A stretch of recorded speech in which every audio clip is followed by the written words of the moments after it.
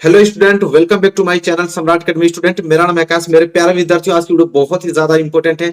Chapter wise most important question में लेकर आ गया हूं आप लोगों के लिए। सामाजिक विज्ञान का 2023 बोर्ड एग्जाम अगर देने वाले हो तो यहां से एक प्रश्न बाहर नहीं जाएगा। एक ही वीडियो में पूरे के पूरे मोस्ट इंपोर्टेंट क्वेश्चन में समाप्त करने वाला हूं। ठीक है, पहला चैप्टर इतिहास का मैंने लिया है, यूरोप में राष्ट्रवाद का उदय। सभी मोस्ट इंपोर्टेंट क्वेश्चन एक ही वीडियो में हमने इंक्लूड कर दिया। अगर ये वीडियो देख लेते हो तो यूरोप में राष्ट्रवाद का उदय जितने भी क्वेश्चन है सब आपको याद हो जाएगा। उससे एक भी क्वेश्चन बाहर एग्जाम में नहीं पूछेगा। ठीक है, सभी क्वेश्चन लिया हूं, बहुविकल्पीय, लघुत्तरीय, दीर्घोत्तरीय, इसमें सभी मिक्स क्वेश्चन है। पूरा कंप्लीट आप लोगों का यह चैप्टर का यहाँ पे मोस्ट इंपोर्टेंट क्वेश्चन मिलने वाला है। तो वीडियो को लाइक कर दो, चैनल पर नया तो चैनल को सब्सक्राइब कर दो, वीडियो को शेयर भी कर दो। और चलो वीडियो स्टार्ट करते हैं। क्वेश्चन नंबर पहला देखते हैं।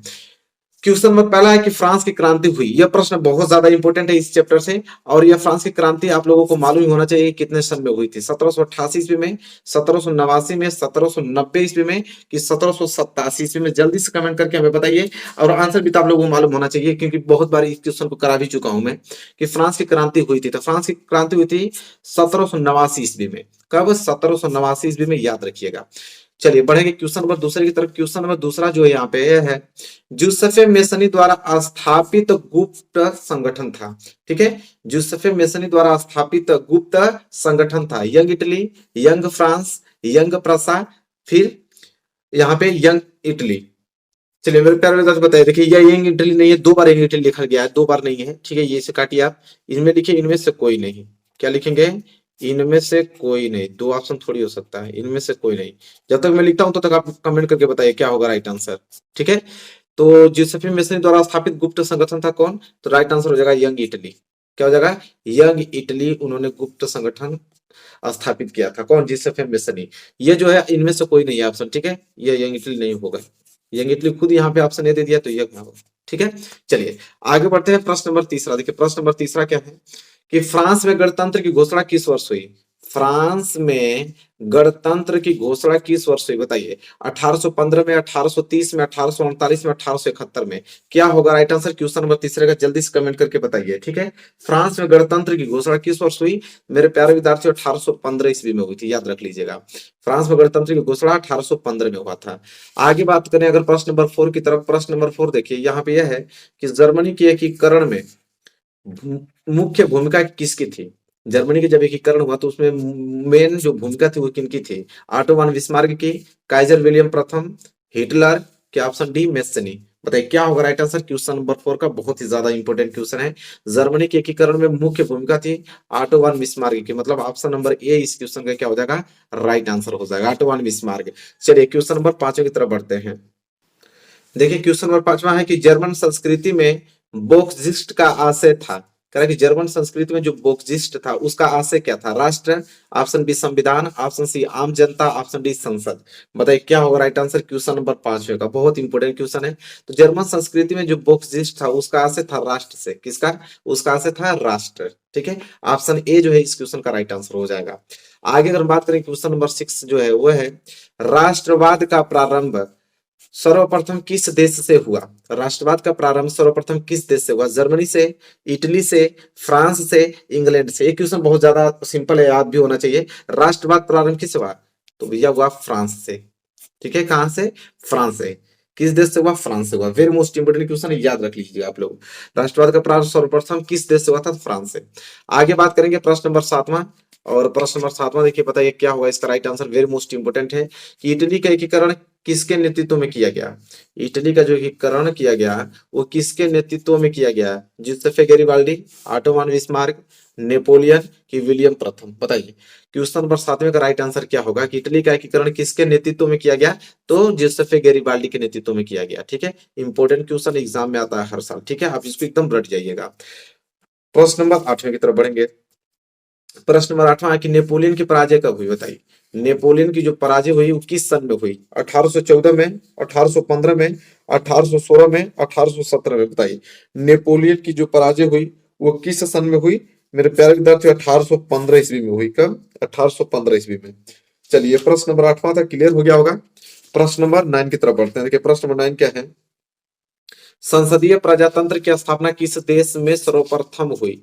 कह रहा है कि संसदीय प्रजातंत्र की जो स्थापना हुआ किस देश में सर्वप्रथम हुआ? इटली में, इंग्लैंड में, फ्रांस में, जर्मनी में। बताइए राइट आंसर क्या होगा? संसदीय प्रजातंत्र की स्थापना किस देश में हुई?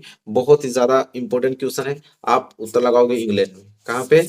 इंग्लैंड में हुई सर्वप्रथम। ठीक है, चलिए प्रश्न नंबर 10वां देखते हैं और ये लास्ट बहुविकल्पीय, इसके बाद हम लोग लघुत्तरीय दीर्घोत्तरीय प्रश्न देखने वाले हैं। 1789 में फ्रांस किस प्रकार का राज्य था? 1789 में फ्रांस जो था किस प्रकार का राज्य था?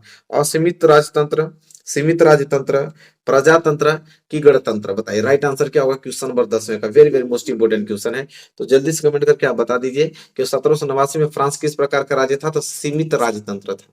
ठीक है, कैसा? सीमित राजतंत्र। अभी आपने देखा 10 हमने बहुविकल्पीय प्रश्न बताया। अब मैं आप लोगों को बताने वाला हूँ इस चैप्टर के महत्वपूर्ण लघु उत्तरीय, ठीक है, एंड दीर्घोत्तरीय प्रश्न। चलिए मेरे प्यारे विद्यार्थियों, देखिए इस चैप्टर का लघु उत्तरीय प्रश्न जो पहला, जो कि सबसे इंपॉर्टेंट है, कि यूरोप में राष्ट्रवाद के विकास में संस्कृति का क्या योगदान था? बहुत इंपॉर्टेंट क्वेश्चन है। ठीक है, तो चलिए जानते हैं कि यूरोप के राष्ट्रवाद के विकास में संस्कृति का क्या योगदान था। उत्तर हम लोग लिखेंगे कि यूरोप में राष्ट्रवाद के विकास में संस्कृति का योगदान को निम्नलिखित उदाहरणों से समझा जा सकता है। मतलब कुछ हम लोग पॉइंट बना के हम लोग उसको समझेंगे। ठीक है, चलिए देखते हैं क्या है। तो यहाँ पे प्रथम जो उदाहरण है वह यह है, प्रथम उदाहरण के रूप में हम रूमानीवाद नामक सांस्कृतिक आंदोलन को ले सकते हैं। ठीक है, कह रहा है कि प्रथम उदाहरण के रूप में हम रूमानीवादी जो नामक संस्कृति था उसका आंदोलन ले सकते हैं। रूमानीवादी एक ऐसा सांस्कृतिक आंदोलन था जो विशिष्ट प्रकार की राष्ट्रीय भावना का विकास करना चाहता था। ठीक है, उस समय एक सांस्कृतिक आंदोलन चलाया गया। ठीक है, रूमानीवादी संस्कृति आंदोलन, वो राष्ट्रीय भावना के विकास करना चाहता था। ये पहला उदाहरण होगा। ठीक है, यह योगदान रहा। द्वितीय उदाहरण में अगर हम बात करें, द्वितीय उदाहरण हम ले सकते हैं, द्वितीय उदाहरण के रूप में हम क्षेत्रीय बोलियों को ले सकते हैं, क्योंकि क्षेत्रीय बोलियां जो थी वो राष्ट्र निर्माण में महत्वपूर्ण भूमिका का निर्वाह करती थी, क्योंकि यही यथार्थ रूप में आधुनिक राष्ट्रवादियों के संदेश को अधिक से अधिक लोगों तक पहुंचाती थी, जो अधिकांशतः निरक्षर थे। ठीक है, जो अधिकांश निरक्षर थे। ठीक है, ये द्वितीय हमने उदाहरण लिया राष्ट्रीय बोलियों को। ठीक है, क्योंकि राष्ट्रीय बोलियां राष्ट्र निर्माण की महत्वपूर्ण भूमिका निभा रही थी उस समय। ठीक है, तो सिंपल वे में लिखा हूं, आप तुरंत याद कर पाओगे। और तीसरा उदाहरण आप ये दे देना कि तृतीय उदाहरण के रूप में हम संस्कृत को ले सकते हैं, क्योंकि कैरोल कुर्पिस्की एक पोलिश नागरिक ने राष्ट्रीय संघर्ष का अपने ऑपेरा में संगीत के रूप में गुणगान किया, और प्लोनेस और मजुरला जैसे लोकनृत्यों को राष्ट्रीय प्रतीकों में भी क्या किया, उन्होंने बदल दिया। तो यहाँ पे तीन हमने उदाहरण देके इसको बताया कि यूरोप में राष्ट्रवाद के विकास में संस्कृति का क्या योगदान था। तो तीन योगदान थे, तीनों को उदाहरण के तौर पे हमने बता दिया। सिंपल आप लोगों को लिख के बस यही सारे प्रश्न याद कर लेने हैं। ठीक है, एग्जाम में इससे बाहर प्रश्न नहीं आएगा। ठीक है, इस चैप्टर से ये सारे प्रश्न अगर आपको याद है तो समझ लीजिए पहला चैप्टर आप लोगों के बिल्कुल वश में है। कहाँ जहां से भी क्वेश्चन आएगा वहां से आप क्वेश्चन को टेकअप कर सकते हो। चलो क्वेश्चन नंबर दूसरा पढ़ते हैं। देखो क्वेश्चन नंबर दूसरा है कि जर्मनी का एकीकरण कब और कैसे हुआ? वेरी वेरी मोस्ट इंपोर्टेंट ये क्वेश्चन है। ठीक है, ये तो क्वेश्चन बनता ही बनता है कि जर्मनी का एकीकरण कब हुआ और कैसे हुआ। तो उत्तर लिखेंगे, इसका भी सिंपल ही है कि राष्ट्रवादी भावनाएं मध्यम वर्गीय जर्मन लोगों में काफी व्याप्त थी। उन्होंने 1848 में जर्मन महासंघ के विभिन्न इलाकों को जोड़कर एक निर्वाचित संसद द्वारा शासित राष्ट्रीय राज्य बनाने का प्रयास किया था।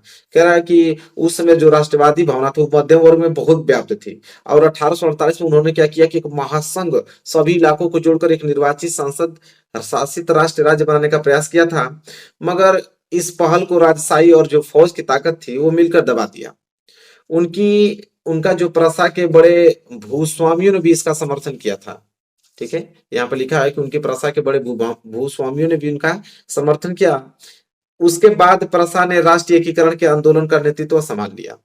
उसका मुख्यमंत्री था आपका ऑटो वन बिस्मार्क। इस प्रक्रिया का जनक था, जिसने प्रशा की सेना और नौकरशाही की मदद ली, और 7 वर्ष के बाद उन्होंने ऑस्ट्रिया, डेनमार्क और फ्रांस से 3 युद्धों में प्रशा की जीत हुई, और एकीकरण की प्रक्रिया वहां पे क्या हुई, पूरी हुई। जनवरी 1871 में वर्साराय में हुए एक समारोह में प्रशा के राजा कौन, विलियम प्रथम को जर्मनी का सम्राट घोषित किया गया, और इस तरह 1871 में जर्मनी का एकीकरण पूरा हुआ। ठीक है, तो देखिए मेरे प्यारे विद्यार्थी, बहुत सिंपल वे में लिख के लेके आया हूँ, आसानी से आप इस क्वेश्चन को याद कर सकते हो।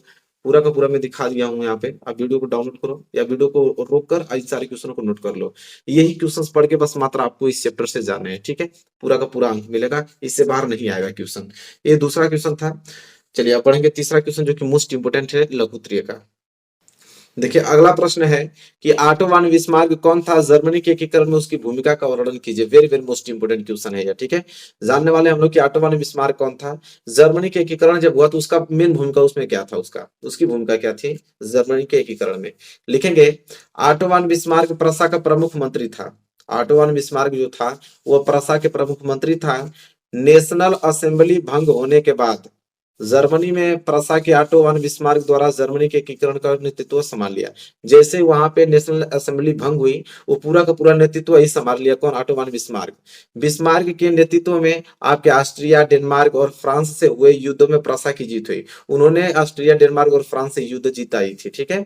जर्मनी का एकीकरण पूरा हुआ 1871 में। इसके बाद 1871 ईस्वी में वर्सराय में हुए एक समारोह में प्रसा के राजा विलियम प्रथम को जर्मनी का सम्राट घोषित किया गया। अभी हमने देखा है, ठीक है। 18 जनवरी 1871 ईस्वी को वर्सराय के महल के अत्यधिक ठंडे Sheesh Mahal, hall of mirrors जिसे कहते हैं, उसमें जर्मन राज्यों के राजकुमार, सेना के प्रतिनिधि और प्रमुख मंत्री को ऑटो वन बिस्मार्क सहित प्रसा के महत्वपूर्ण मंत्रियों की एक बैठक हुई, ठीक है। और उस बैठक में देखिए क्या हुआ कि इस सभा में प्रसा के जो काइजर विलियम प्रथम के नेतृत्व में नए जर्मन सम्राट की घोषणा की गई। उस बैठक में प्रसा के जो काइजर विलियम प्रथम है उनके नेतृत्व में एक नए जर्मन सम्राट की घोषणा की गई।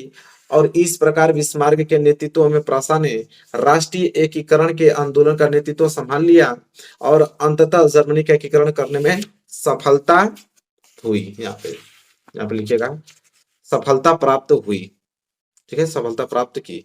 यहाँ तक आप लोग लिख लीजिए। इसके नीचे और कुछ लिखना है, मैं बताता हूँ आप लोगों को, ठीक है। यहाँ पे आपने लिख लिया सफलता प्राप्त की।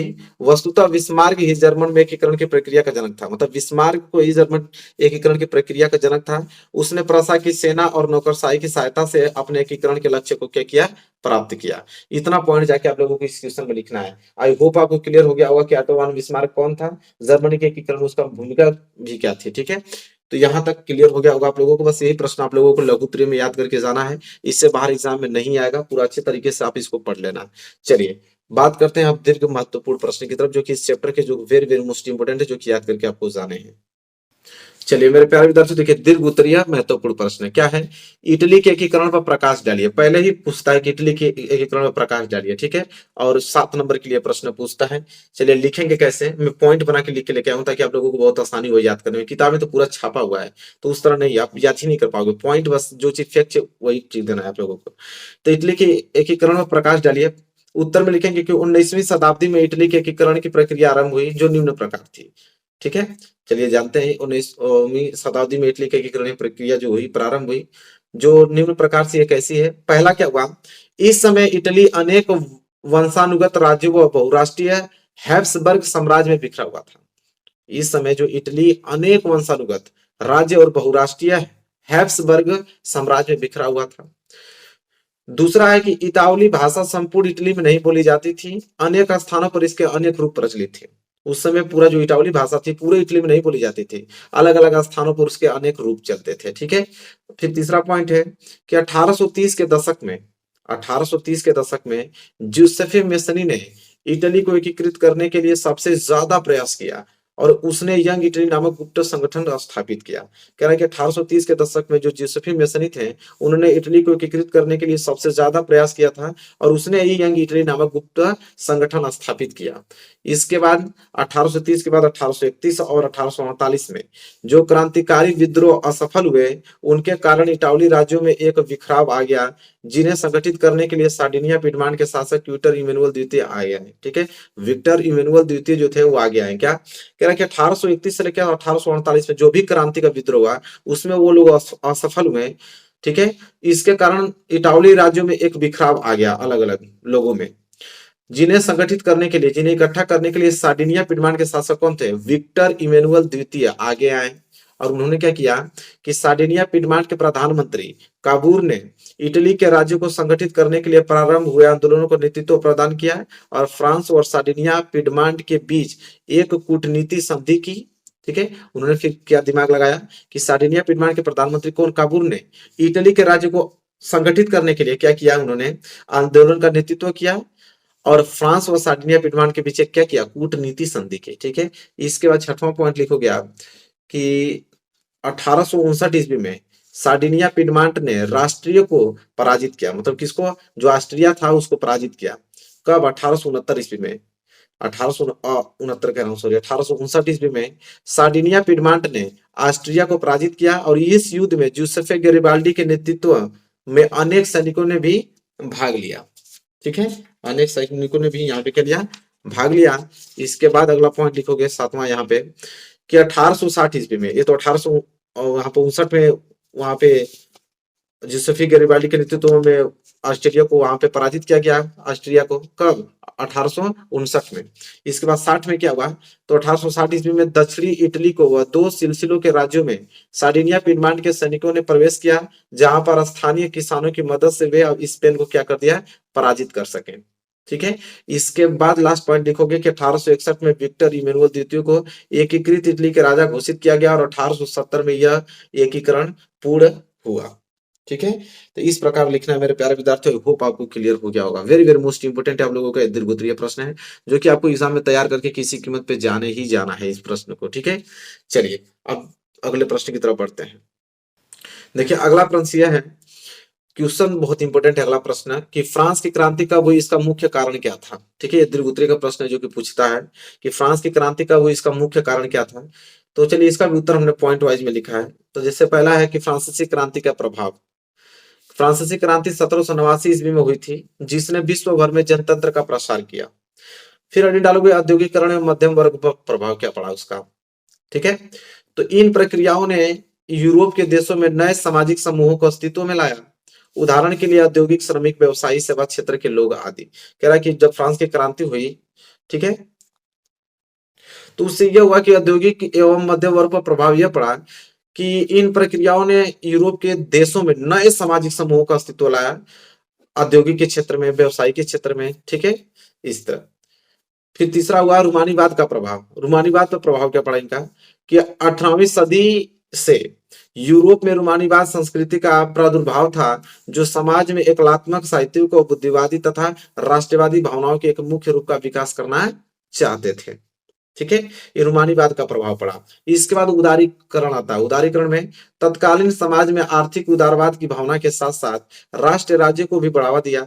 उदारवाद व्यक्ति की स्वतंत्रता और सभी के लिए समान कानून की वकालत करता रहा, ये उदारीकरण में। फिर स्वतंत्रता पर प्रतिबंध लगा दिया गया कि इस समय फ्रांसीसी सरकार ने लोगों की स्वतंत्रता पर कई प्रकार से प्रतिबंध लगा रखे थे। ठीक है, यहाँ तक कि उनके धार्मिक विश्वासों पर कई प्रकार का प्रतिबंध लगे हुए थे। तो यहाँ पे देखिए मेरे प्यारे विद्यार्थियों, यहाँ पे 5 पॉइंटों में हमने इसका आंसर दे दिया, बिल्कुल सिंपल तरीके से। ठीक है, मात्र 5 पॉइंटों में। प्रश्न था कि फ्रांस की क्रांति कब हुई, इसका मुख्य कारण क्या है। या तो प्रश्न इस तरह पूछता है कि फ्रांस की क्रांति कब हुई, उसका प्रभाव क्या पड़ा। तो दोनों प्रश्न इसी ढंग से पूछते हैं, आपको यही हेडिंग लिख के लिख देनी है, पूरा नंबर मिल जाएगा आप लोगों को। या तो पूछेगा इसका मुख्य कारण क्या था, या पूछेगा इस कि फ्रांस की क्रांति के बाद क्या प्रभाव पड़ा। ठीक है, तो ये सारी चीजें आप हेडिंग बना के लिख दोगे, पूरा नंबर आप लोगों को मिल जाएगा। एक प्रश्न और है जो मैं होमवर्क आपको देना चाहता हूं, वो प्रश्न होमवर्क ये है, वियना संधि क्या थी, इसके प्रमुख उद्देश्यों और व्यवस्थाओं का वर्णन कीजिए। वियना कांग्रेस सम्मेलन कब और कहाँ हुआ। ठीक है, ये किताब में आप लोगों को मिल जाएगा, क्वेश्चन बैंक में मिल जाएगा, आप इसको तैयार कर लेना। ठीक है, इंपॉर्टेंट है इसलिए भी बता दिया हूं इसको मैं, इसको आप लोगों को तैयार कर लेना है। तो मेरे प्यारे विद्यार्थियों, यह पूरा का पूरा चैप्टर आप लोगों का समाप्त हो गया। बहुविकल्पीय, लघुत्तरीय, दीर्घोत्तरीय सभी क्वेश्चन हमने डिस्कस कर लिया। इससे बाहर इस एग्जाम में नहीं जाएगा। ठीक है, बस आप अच्छे तरीके से इन प्रश्नों को तैयार कर लो। तो चलिए मिलेंगे नेक्स्ट वीडियो में, तब तक के लिए धन्यवाद।